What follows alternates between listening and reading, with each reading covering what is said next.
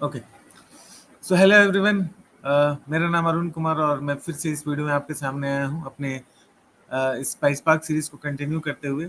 और जैसा कि मैंने लास्ट वीडियो में बोला था कि अब हम आरडीडी की तरफ बढ़ेंगे, क्योंकि हमने डेटा फ्रेम के जितने भी इम्पोर्टेंट एपीआईज और फंक्शंस थे, ओके, वो सारे लगभग हमने डिस्कस कर लिए थे। इस वीडियो में हम आरडीडी की तरफ बढ़ेंगे और हम ये देखेंगे कि आरडीडी कितने तरीके से हम पाइसपाक के अंदर क्रिएट कर सकते हैं।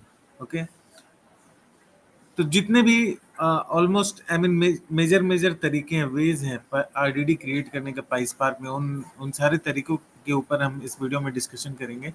और और और हम कुछ कोड्स भी देखेंगे। हम जो भी वेज हैं पाइसपाक में, जो भी तरीके हैं पाइसपाक में आरडीडी को क्रिएट करने के, वो उनके जो भी कोड्स है वो कोड्स हम लिखकर डेटाबेस के अंदर मैं लिखकर आपको दिखाऊंगा, ताकि आप जो है इजीली इस टॉपिक को समझ पाए।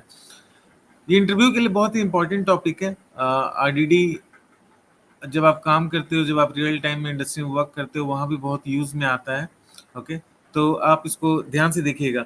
आगे बढ़ने से पहले मैं एक और चीज बता दूं, आरडीडी एक ऐसा डेटा टाइप है पाइसपाक के अंदर, ओके, जिसके थ्रू स्ट्रक्चर्ड, अनस्ट्रक्चर्ड और सेमी स्ट्रक्चर्ड तीनों तरीके के डेटा को हम हैंडल कर सकते हैं। ओके, मैं फिर से बोल रहा हूँ, structured, unstructured and semi structured, ये तीनों तरीके के डेटा को हम पाइसपाक के अंदर जो है आरडीडी के थ्रू हैंडल कर सकते हैं। जबकि इससे पहले जो हम डेटा फ्रेम देख रहे थे, डेटा फ्रेम के थ्रू सिर्फ और सिर्फ हम स्ट्रक्चर्ड डेटा को हैंडल कर रहे थे। ओके, हम सिर्फ स्ट्रक्चर्ड डेटा को ही हैंडल कर सकते थे। बट आरडीडी के थ्रू, आरडीडी एक ऐसा डेटा टाइप है पाइसपाक के अंदर जिसके थ्रू हम स्ट्रक्चर, सेमी स्ट्रक्चर और अनस्ट्रक्चर्ड डेटा को हैंडल कर सकते हैं। तो हम आगे बढ़ते हैं और आरडीडी के बारे में और भी, ये जस्ट एक इंट्रोडक्शन था आरडीडी के बारे में, एक कुछ थियोरेटिकल टॉपिक्स। ओके, आरडीडी के बारे में कुछ थियोरेटिकल टॉपिक्स हम अपने नेक्स्ट सेशन में डिस्कस करेंगे। बस बट इस सेशन का मेरा मेन फोकस इस सेशन का है सिर्फ और सिर्फ आपको ये दिखाना कि हम पाइसपाक के अंदर आरडीडी कैसे क्रिएट करते हैं। ओके, तो मैं क्विकली अपना स्क्रीन शेयर करता हूँ और बनी रहिएगा इस वीडियो में, क्योंकि वीडियो बहुत इंपॉर्टेंट है। ये वीडियो आपका फाउंडेशन क्रिएट करेगा स्पार्क स्पार्क स्पार्क का जो भी फाउंडेशन, क्योंकि आरडीडी जो है स्पार्क का लोएस्ट लेवल डेटा टाइप है, लोएस्ट लेवल एपीआई है। ओके, इसके बाद डेटा फ्रेम और डेटा सेट आते हैं। तो आरडीडी जो है वो आपको फाउंडेशन क्रिएट करेगा। तो आप इस वीडियो में बने रहिए और अच्छे से समझिए कि मैं क्या बताना चाह रहा हूँ।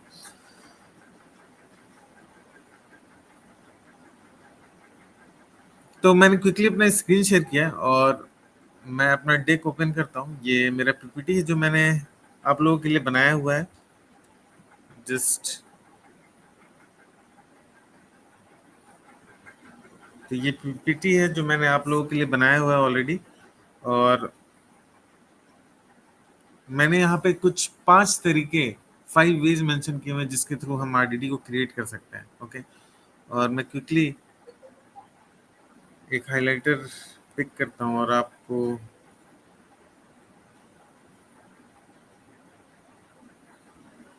ओके, मैंने पेन पिक कर लिया है। तो बेसिकली मैं 5 तरीकों के बारे में डिस्कस करूंगा पाइसपाक में जिसके थ्रू हम आरडीडी क्रिएट करते हैं, और उस कोड को मैं रन करके भी दिखाऊंगा। ये पहला तरीका है, फ्रॉम एग्जिस्टिंग कलेक्शन। ओके, अगर मेरे पास कोई लिस्ट है, ओके, पाइथन का अगर कोई लिस्ट है मेरे पास, तो हम उस लिस्ट के थ्रू आरडीडी को क्रिएट कर सकते हैं। अगर आपको लिस्ट के बारे में नहीं पता है तो आप घबराइए मत, इस चैनल में मैं पाइथन में पूरा कवर करूंगा, तो आप बहुत ही इजीली लिस्ट के बारे में समझ जाएंगे। तो अभी बस इतना समझिए कि अगर आपके पास ऑलरेडी एग्जिस्टिंग कलेक्शन है, कलेक्शन डेटा का कलेक्शन का एक फॉर्म है लिस्ट पाइथन के अंदर। ओके, लिस्ट, टपल, सेट, ये सब डेटा टाइप्स है पाइथन के अंदर जिसमें डेटा के हम कलेक्शन को स्टोर कर सकते हैं। ओके, तो अगर आपके पास कोई डेटा का कलेक्शन है, जैसे कि सपोज डेट कोई लिस्ट है, ये एक लिस्ट है, data is equal to square bracket 1 2 3 4 5, square bracket है, इसका मतलब है ये लिस्ट है। तो अगर आपके पास कोई कलेक्शन है, कलेक्शन ऑफ एलिमेंट्स है, तो उसके थ्रू आप आरडीडी कैसे क्रिएट करो। ओके, अगर आपके पास कोई पाइसपाक का डेटा फ्रेम है तो आप उसके थ्रू आरडीडी कैसे क्रिएट करोगे। अगर आपके पास ऑलरेडी कोई एग्जिस्टिंग आरडीडी है तो आप उसके थ्रू नया आरडीडी कैसे क्रिएट करोगे। अगर आपको आपके एक्सटर्नल सोर्स में डेटा पड़ा हुआ है, ओके, और आपको उसके थ्रू आरडीडी क्रिएट करना है तो वो आप कैसे क्रिएट करोगे, और अगर आप के एक्सटर्नल फोल्डर में ओके कोई फोल्डर, उस फोल्डर के अंदर मल्टीपल फाइल्स हैं, तो उन सारे फाइल्स का आप आरडीडी कैसे क्रिएट करोगे। ओके, तो ये 5 तरीके लेकर मैं आया हूँ आपके सामने, जो मैं एक एक करके आपको अब समझाना स्टार्ट करूंगा। तो ये पहला तरीका है from an external collect from an existing collection.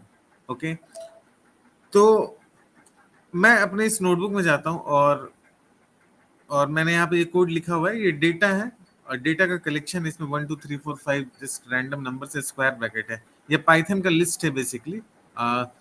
तो अगर मेरे पास ये कलेक्शन है, अगर मेरे पास डेटा का कलेक्शन है, ये एक डेटा का कलेक्शन हो गया राइट, 1 2 3 4 5 एक डेटा का कलेक्शन है, और जब हम आरडीडी spark context पैरेललाइज इस मेथड के थ्रू हम आरडीडी को क्रिएट कर सकते हैं अगर मेरे पास डेटा का कलेक्शन है। ओके, तो spark context पैरेललाइज, और इसके अंदर ये डेटा को हम पास करेंगे, जो डेटा का जो कलेक्शन है मेरे पास, इस डेटा के कलेक्शन को हम इसके अंदर पास करेंगे और मेरा नया आरडीडी क्रिएट हो जाएगा। ओके, तो spark context पैरेललाइज ये एक तरीका है, जब ये एक तरीका है, ये एक मेथड है जिसके थ्रू हम आरडीडी को क्रिएट कर सकते हैं अगर हमारे पास डेटा का कलेक्शन है तो। ओके, तो देखो मैं इस कोड को रन करता हूँ और मैंने ये रन कर दिया। अब इस आरडीडी, ये जो आरडीडी बना है, इसके अंदर अगर मुझे देखना है कि क्या क्या एलिमेंट्स हैं, ओके, तो आरडीडी वन डॉट कलेक्ट में करूंगा, तो ये देखो आरडीडी वन डॉट कलेक्ट करने से सारा एलिमेंट्स मुझे दिखने लगता है। ये देखो यहाँ पे सारा दिखने लगा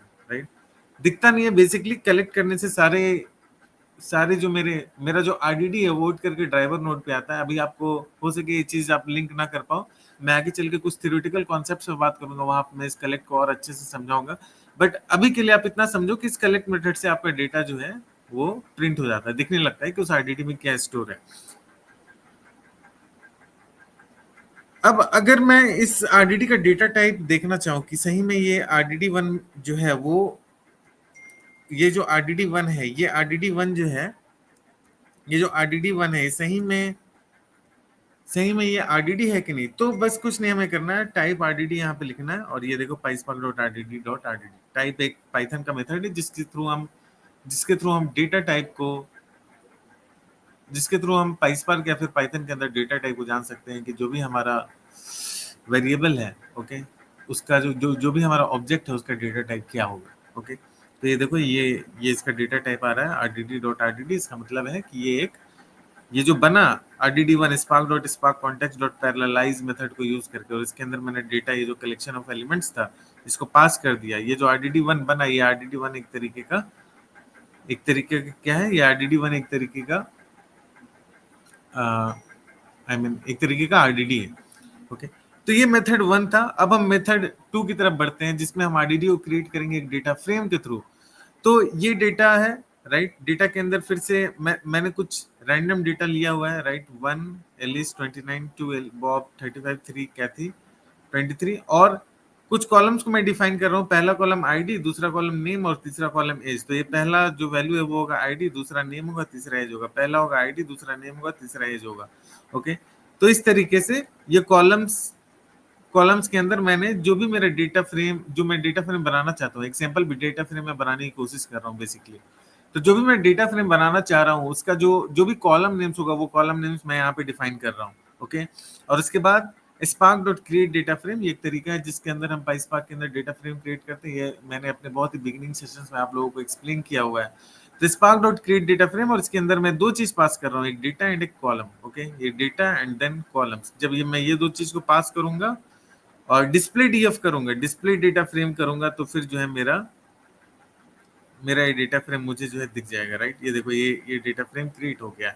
ओके, अब ये डेटा फ्रेम क्रिएट हो गया। अब इस डेटा फ्रेम के थ्रू हम आरडीडी कैसे क्रिएट करते हैं भाई, हम वो देखते हैं।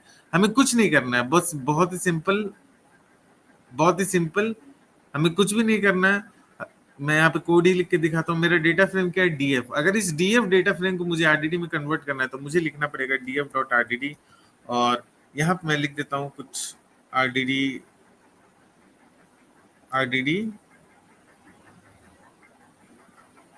फाइनल, कुछ भी मैं लिख देता हूँ। ओके, कुछ भी नाम दे सकते हैं।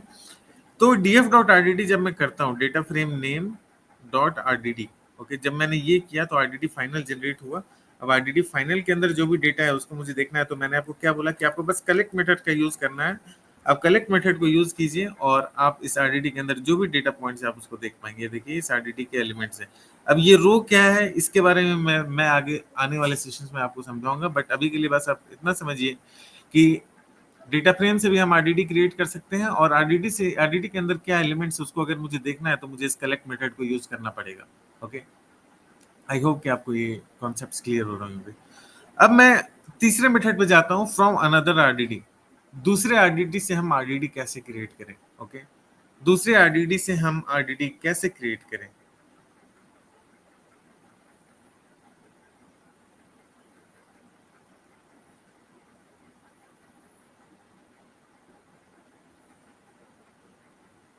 और अब मैं अपने इस तीसरे मेथड की तरफ जाता हूं कि फ्रॉम अनदर RDD। इसका मतलब है कि दूसरे RDD से हम RDD को, नए RDD को कैसे क्रिएट करें।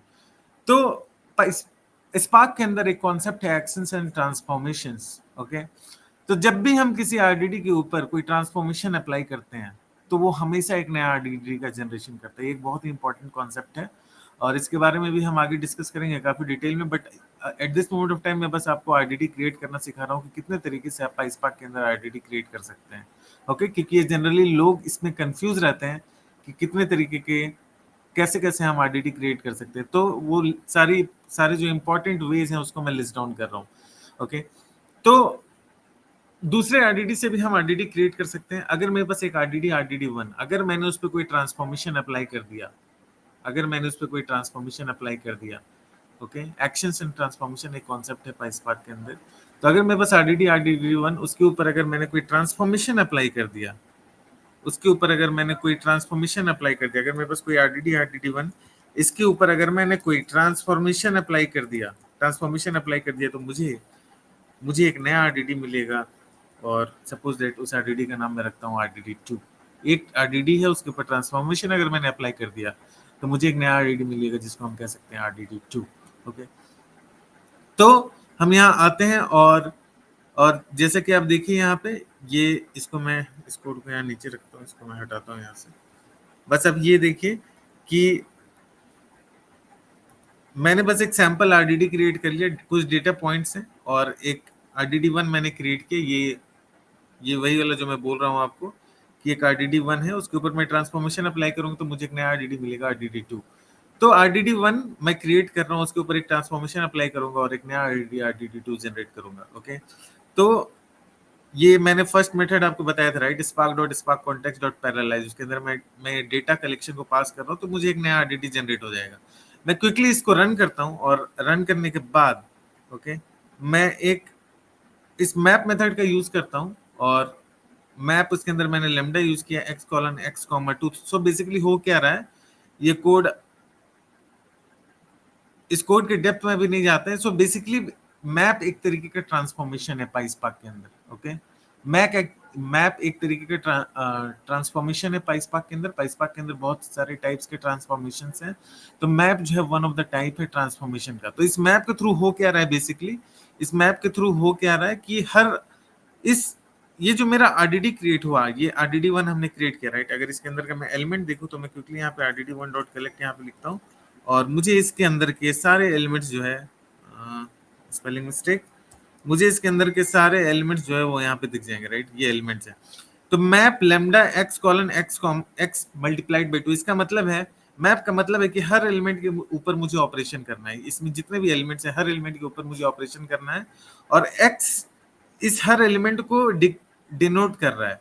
तो हर एलिमेंट को ये x:x,2 ये बता रहा है कि हर एलिमेंट को 2 से मल्टीप्लाई करो। ओके, हर एलिमेंट को 2 से मल्टीप्लाई करो। तो इस पूरे कोड का मतलब ये है।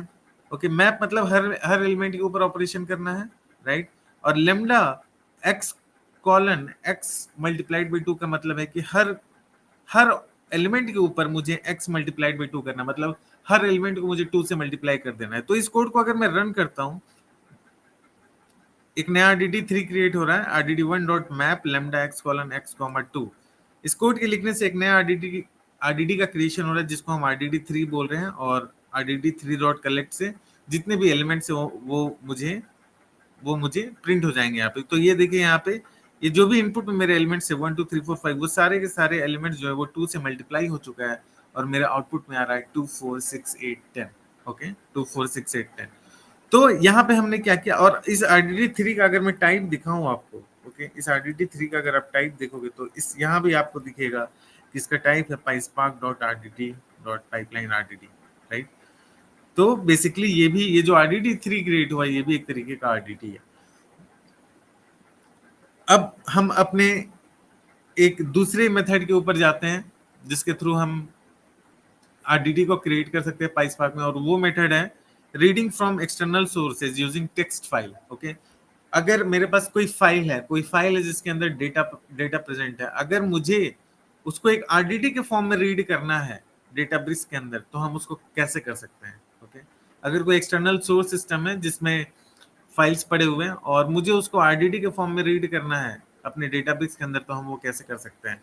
तो इसके लिए सबसे पहले हम क्या करेंगे, एक सैंपल फाइल को अपलोड करेंगे किसी लोकेशन पे। ओके तो डेटाब्रिक्स के अंदर डीबीएफएस एक फाइल स्टोरेज लोकेशन होता है, राइट। डेटाब्रिक्स के अंदर डीबीएफएस एक फाइल स्टोरेज लोकेशन होता है। तो मैं क्विकली डीबीएफएस को ओपन करता हूँ। डीबीएफएस को ओपन करने के लिए मुझे कुछ नहीं, बस एक कैटलॉग सेक्शन में जाना होता है। ओके और कैटलॉग में मैं जाता हूँ और इस डीबीएफएस पे क्लिक करता हूँ, और सॉरी कैटलॉग में मैं जाता हूँ, डीबीएफएस में जाता हूँ, फाइल स्टोर में जाता हूँ, और फाइल स्टोर में गया, फिर टेबल्स में मैं गया। टेबल्स में यहाँ पे 3 सैंपल फाइल्स ऑलरेडी अपलोडेड हैं, बट फिर भी मैं एक नया सैंपल फाइल आप लोगों को अपलोड करके दिखाऊंगा कैसे अपलोड करेंगे। और उसके बाद जो है मैं उस फाइल को यूज करके RDD का क्रिएशन करूंगा। ओके तो मैं एक सैंपल फाइल में सीधा एक चैट जीपीटी ओपन करता हूँ और कुछ डेटा जो है वो जनरेट कर लेता हूँ। जैसे कुछ मैंने ये डेटा पॉइंट्स कॉपी किए और कुछ टेक्स्ट फाइल में कुछ लिखा हुआ है, और इसको मैं एक टेक्स्ट फाइल में लेके आता हूँ। ये सब स्पेशल सिंबल की मुझे जरूरत नहीं है, मैं इसको हटा देता हूँ। ओके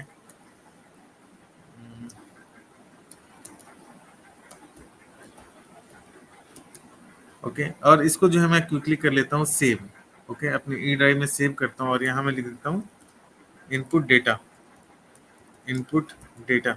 ओके इनपुट डेटा, और अपनी ई ड्राइव में सेव करता हूँ। अब मैं आता हूँ इसे डीबीएफएस में, और यहाँ पे अपलोड का सिंबल है, यहाँ से मैं इसको अपलोड करता हूँ और यहाँ पे क्लिक करके ये में जाके test, no it was input data, right. Input data पे मैं क्लिक करता हूँ, और इनपुट डेटा पे क्लिक करने के बाद ये फाइल यहाँ पे आ चुका है। और यहाँ पे आने के बाद मैं इसको रीड करता हूँ। ये जो मेरा इनपुट डेटा फाइल है, टेक्स्ट फाइल है, उसको मैं रीड करता हूँ। कैसे रीड कर रहे हैं हम, ये देखो ये कोड है रीड करने का। ओके अगर आप किसी फाइल को डेटाबेस के अंदर रीड करना चाहते हो किसी एक्सटर्नल सोर्स से, जैसे अभी मैंने डेटा को अपलोड किया है डीबीएफएस में, वहां पे मेरा डेटा प्रेजेंट है, राइट, टेक्स्ट फाइल प्रेजेंट है। अगर उसको मैं डेटाबेस में रीड करना चाहता हूँ in the form of RDD, तो वो हम कर सकते हैं इस कोड से spark.sparkcontext.text ओके .text तो spark.sparkcontext.text और यहाँ पे उस फाइल का लोकेशन, उस फाइल का लोकेशन है। अब मुझे याद नहीं है तो मेरे यहाँ पे मैं एक सेल क्रिएट करता हूँ। मुझे याद नहीं है तो मेरे पास एक कोड है जिसके थ्रू मैं वो लोकेशन फाइंड आउट कर सकता हूँ बेसिकली। तो अभी मैं रूट लोकेशन पे जा रहा हूँ, रूट लोकेशन पे गया, ये वाला पाथ है, राइट। तो इस पाथ को मैं क्विकली पिकअप करता हूँ, और इस पाथ को मैं क्विकली पिकअप करता हूँ यहाँ से।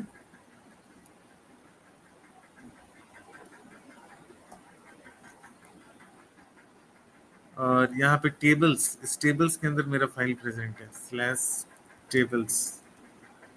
ओके हाँ तो input data dot text, so basically ये पाथ है मेरे फाइल का, इस जगह पे मेरा फाइल प्रेजेंट है। तो मैं ये पाथ यहाँ पे दे देता हूँ। ओके जिस फाइल को मुझे RDD के फॉर्म में रीड करना है उस फाइल का मैंने यहाँ पाथ दे दिया, राइट। ये जो इनपुट डेटा डॉट टेक्स्ट है यही फाइल मैंने अपलोड किया था उस डीबीएफएस लोकेशन पे। ओके तो मैंने यहाँ पे इनपुट दे दिया और मैंने यहाँ पे पाथ दे दिया और ये कोड लिख दिया RDD, और यहाँ पे लिखो RDD1 is equal to spark.sparkcontext.text file, और टेक्स्ट फाइल में मैंने वो पाथ दे दिया जहाँ पे मेरा वो टेक्स्ट फाइल प्रेजेंट है, और इस कोड को मैं रन करता हूँ। जब मैं इस कोड को रन करता हूँ और यहाँ पे मैं अब ये कोड रन कर चुका, और यहाँ पे मैं जब rdd1.collect कलेक्ट को यूज करता हूँ, इस कोड को, स्पेलिंग मिस्टेक हो गया, इसको मैं क्विकली करेक्ट करता हूँ। तो मैंने क्या किया, ये पाथ यहाँ पे इनपुट दिया था, और पाथ इनपुट देकर जब मैंने rdd1.collect रन किया, ओके, rdd1.collect रन किया, तो देखो ये मेरा पूरा का पूरा डेटा जो है एक RDD के फॉर्म में आ गया, राइट। ये आपको स्क्वायर ब्रैकेट दिख रहा है, राइट, ये देखो ये ब्रैकेट, इस ब्रैकेट के अंदर ये पूरा का पूरा डेटा आ गया, जो भी मेरे उस फाइल के अंदर डेटा था, राइट। उस फाइल के अंदर मेरा डेटा क्या था, अगर आप देखोगे तो इनपुट डेटा डॉट टेक्स्ट में ये था, right, summary spark is pre installed ready to use, और ये सब कुछ डेटा था। तो देखो यहाँ पे भी वही आ रहा है, summary spark is pre install ready to use. और अगर आप इस RDD1 का टाइप देखोगे, इस RDD1 का अगर आप टाइप देखोगे, इस RDD1 का अगर आप टाइप देखोगे, तो आपको ये पता चलेगा कि इस RDD, जो RDD1 क्रिएट हुआ, इसका डेटा टाइप भी RDD है, ओके। तो ये एक तरीका है, ये देखो ये एक टेक्स्ट फाइल है, टेक्स्ट फाइल एक अनस्ट्रक्चर्ड डेटा है, राइट। और देखो आप इजीली RDD के अंदर कैसे रीड कर पा रहे हो। इन सब के और भी बहुत सारे कॉन्सेप्ट्स हम जानेंगे कि अनस्ट्रक्चर्ड डेटा को प्रोसेस कर सकते हैं, RDD की जरूरत क्या है, RDD कितना इंपॉर्टेंट है, इन सारे टॉपिक्स के ऊपर हम एक एक करके डिस्कशन करेंगे। और आप जो है इस यूट्यूब चैनल से, हमारे चैनल से कनेक्टेड रहिए, तो आपको ये सारे सारे इंफॉर्मेशन जो है एक एक करके मिलेंगे। अब जो है यूजिंग होल टेक्स्ट फाइल, अगर एक फोल्डर है, एक एक्सटर्नल फोल्डर है जिसके अंदर बहुत सारे फाइल्स प्रेजेंट है, राइट, बहुत सारे फाइल्स प्रेजेंट हैं, और उन सारे फाइल्स को RDD के फॉर्म में रीड करना है, तो आप कैसे करोगे। कैटलॉग के अंदर आप देखिए इसको, इस कैटलॉग अगर आप जाओगे, डीबीएफएस एक स्टोरेज लोकेशन है डेटाब्रिक्स का। तो इस डीबीएफएस में टेबल्स फोल्डर के अंदर ये 4 फाइल्स हैं, ओके, 3 टेक्स्ट फाइल है और एक CSV फाइल है। Data engineering dot text, data science dot text, input data dot text, जो कि मैंने अभी डाला था आपके सामने, student underscore data dot CSV। ये 3 file, input data dot text छोड़ के ये 3 फाइल जो है मैंने पहले ही डाल रखा था, ओके। तो 4 फाइल्स है, अगर मुझे इन चारों फाइल्स को RDD के फॉर्म में रीड करना है, फॉर्म में रीड करूंगा, ओके। तो ऐसे केसेस के लिए, अगर किसी फोल्डर के अंदर मल्टीपल फाइल्स है और उसको मुझे RDD के फॉर्म में रीड करना है, ओके, तो उसको रीड करने के लिए हमारे पास है spark context dot whole text file, okay. Previous case में सिंगल फाइल को रीड करने के लिए spark context टेक्स्ट फाइल, और एक फोल्डर के अंदर मल्टीपल फाइल्स है उसको रीड करने के लिए spark context whole text file, और उसके अंदर मैं उस फोल्डर का पाथ दूंगा जहां पे मेरे सारे फाइल्स प्रेजेंट हैं, ओके। अब आप देखो कहां पे सारे फाइल्स प्रेजेंट हैं, इसमें डीबीएफएस के अंदर, स्टोर के अंदर, फाइल स्टोर के अंदर टेबल्स, राइट, यहाँ पे मेरे सारे फाइल्स प्रेजेंट हैं। तो करना क्या है, करना कुछ नहीं है, spark.sparkcontext.whole text file dbfs file store tables, okay. इस लोकेशन पे मेरे सारे फाइल्स प्रेजेंट है, तो वो पाथ मैंने यहाँ पे दे दिया। तो मैं क्विकली देखो यहाँ पे इस कोड को रन करता हूँ, और रन करने के बाद rdd4.collect में यहाँ डालता हूँ। अब देखो यहाँ पे मेरा पूरा पूरा चारों फाइल के अंदर मेरा जो भी फाइल्स जो यहाँ पे आ चुके हैं। आप भी जो है कुछ सैंपल 4 फाइल्स को फोल्डर में रख सकते हो, टेक्स्ट फाइल या CSV फाइल, उसके अंदर कुछ भी आप डेटा डाल दो और रीड करके देखो कि चारों फाइल रीड हो रहा है कि नहीं। देखो जब रीड होगा तो हमेशा इस फॉर्मेट में आएगा डेटा, जब रीड होगा तो हमेशा इस फॉर्मेट में आएगा, ठीक है। File name comma content, power is back, so it's good news. File name comma content के पेयर में आएगा, मतलब सबसे पहले आएगा फाइल नेम और उसके बाद कॉमा के बाद आएगा कंटेंट अवेलेबल है, ओके। तो अगर आप देखोगे यहाँ पे, तो पहली चीज जो आ रही है वो आ रही है फाइल नेम, राइट। ये पूरा का पूरा फाइल का पाथ था, तो ये आ रहा है पूरा फाइल का पाथ, और उसके बाद आ रहा है उसका पूरा कंटेंट, फिर से आ रहा है दूसरे फाइल का पाथ, फिर से आ रहा है उसका पूरा कंटेंट, राइट। अब ध्यान से देखो, ये डेटा इंजीनियरिंग डॉट टेक्स्ट है, डेटा साइंस डॉट टेक्स्ट है, ओके। और यहाँ पे जो आ रहा है वो आ रहा है, देखो इनपुट डेटा डॉट टेक्स्ट, और फिर उसका पूरा का तरीके से 4 फाइल्स थे हमारे पास, राइट। तो देखो यहाँ पे चौथा फाइल का नेम आ रहा है students underscore data dot CSV, right, ये देखो आप, और फिर उसका पूरा का पूरा कंटेंट, राइट।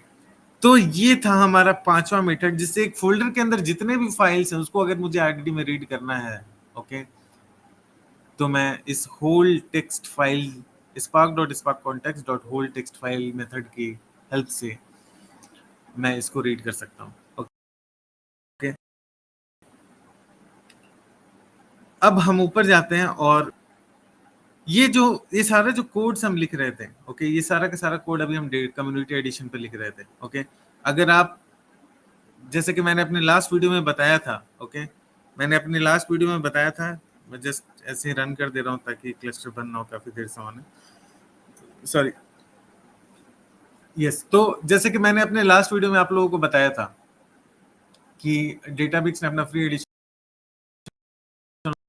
लॉन्च किया है जिसमें कि आप फ्रीली अपने कोड्स को प्रैक्टिस कर सकते हो। ये थोड़े बहुत लिमिटेशंस है। लिमिटेशन क्या है, इसलिए मुझे ये कॉन्सेप्ट कम्युनिटी एडिशन पे बताना पड़ा है। ओके, वो लिमिटेशन ये है कि सपोज दैट आप इस कोड के थ्रू, ये कोड यहाँ पे रन किया, राइट, कम्युनिटी एडिशन में, राइट, एक कलेक्शन के थ्रू अगर हम आरडीडी बनाना चाहते हैं, इसको मैं कॉपी करता हूँ यहाँ पे। ओके, इसको मैं कॉपी करता हूँ, यहाँ देखो डेटा पॉइंट से कुछ, और यहाँ पे RDD1 क्रिएट हो रहा है spark.sparkcontext.parallelize मेथड से।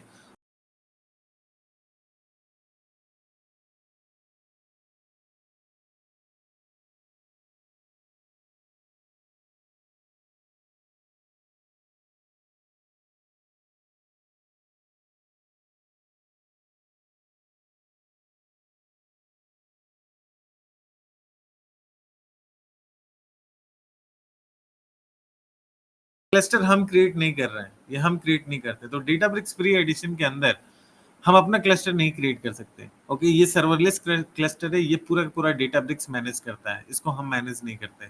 ओके, हम क्लस्टर क्रिएट नहीं करते डेटाब्रिक्स फ्री एडिशन के अंदर, बट डेटाब्रिक्स कम्युनिटी एडिशन के अंदर हम क्लस्टर को मैनेज करते हैं। तो कम्युनिटी एडिशन में जहां हमने क्लस्टर बनाया है, ओके, वहां पे मैं इस कोड को रन कर पा रहा हूँ, बट जहां पे स्पार्क का क्लस्टर है उसके कुछ लिमिटेशंस होंगे इस क्लस्टर के, जिसके कारण ये कोड यहाँ पे रन नहीं कर रहा है। बट जो रियल टाइम, जो रियल इंडस्ट्री में डेटाब्रिक्स यूज होता है, वहां पे ये जो कोड है जो मैं लिखा हूँ मैंने RDD क्रिएट करने के लिए, ये कोड जो है रन करेगा। ओके, ठीक है, इस चीज में हम ज्यादा डेप्थ में नहीं जाते हैं। मेरा पर्पस था आपको ये दिखाना कि देखो ये कोड मैं कम्युनिटी एडिशन पे लिख रहा हूँ, जबकि मैंने पिछले सेशन में आपको डेटाबेस फ्री एडिशन के बारे में बताया था। तो मुझे आइडियली डेटाबेस फ्री एडिशन में लिखना चाहिए था, बट डेटाबेस फ्री एडिशन में ये RDD कोड सपोर्ट नहीं कर रहे हैं because of this serverless cluster.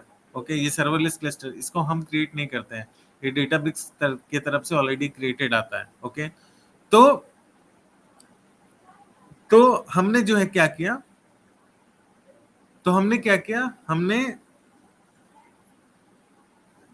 तो इसलिए मैंने डेटाब्रिक्स कम्युनिटी एडिशन में ये सारे कोड्स लिखे हैं। ओके, आई होप कि आपको एक पूरा पूरा कॉन्सेप्ट क्लियर हो रहा होगा। और ये पाइस्पार्क, ये डेक में मैंने सारे पॉइंट्स मेंशन किए हैं, जैसा कि मैंने आपको बोला है कि मैं ये पूरा डेक